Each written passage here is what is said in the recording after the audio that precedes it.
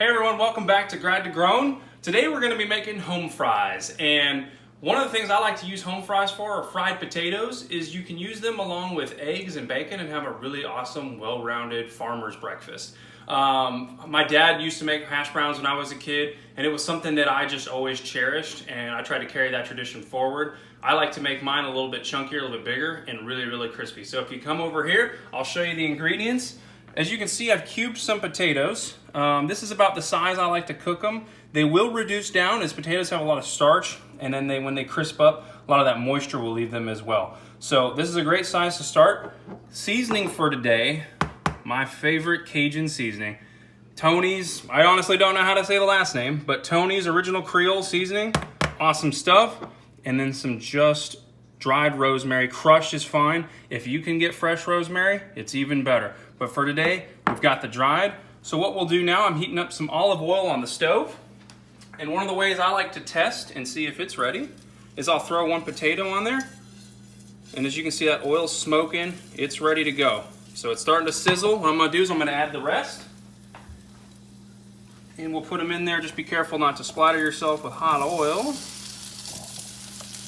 We'll get them all in there. All right. And this is the perfect time to season them. So what we're gonna really wanna do is get all those potatoes nice and covered in oil. Do a little couple tosses. All right, everything's pretty well coated.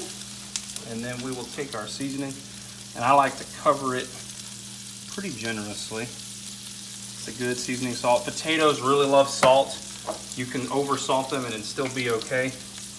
And then this here, just lightly around potatoes, just enough to cover. All right. And once all those seasonings are on there, we're gonna toss them again.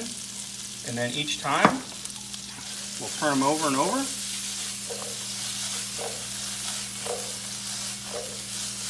And then what I like to do is I kind of shift them to one side on these bigger pans and then push them to the middle. So we'll let this simmer or saute for about probably 3 minutes, and then we'll do another toss. Stay tuned. All right, so it's been about 3 minutes. These potatoes are probably crisping on that one side, and we'll toss them. As you can see, a little more golden brown. So what I'm gonna do is just kind of toss them a few times, make sure that oil is circulating around, and you can see about half of them are flipped over. And then we'll do that little trick where we put them in the middle of the pan again. These pans are on these non-stick pans that you can buy like at Target or at Walmart. They do have a concave structure on the bottom, so you have to try to get everything in the middle, as the burner is right here, so you want to put everything right on that burner. All right guys, these have been sizzling for about 6 minutes. They are pretty much done, and I'll tell you a couple ways that I actually know if they're done. One thing that you can hear, remember when we started they had more of a sizzle in the oil.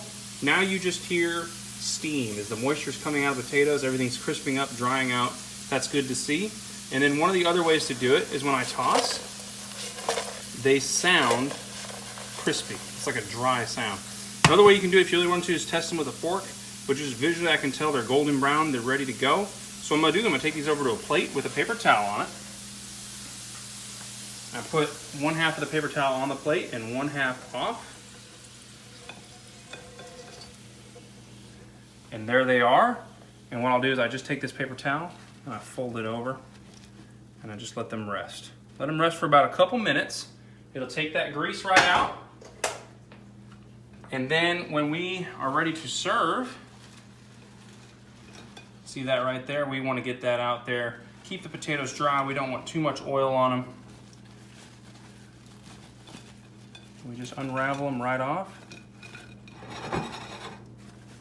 And there you guys go. Those are home fries. This video, just wanted to kind of add another breakfast item. I'll be doing eggs next, and you can see how to make the best scrambled eggs. But home fries are just a great way to eat for breakfast, lunch, and dinner. My wife and I really enjoy these for breakfast, and we just love the crispy, flavorful potatoes. So stay tuned, guys. We will have another video coming up. Check out our Facebook page on Grad to Grown, and I will see you next time.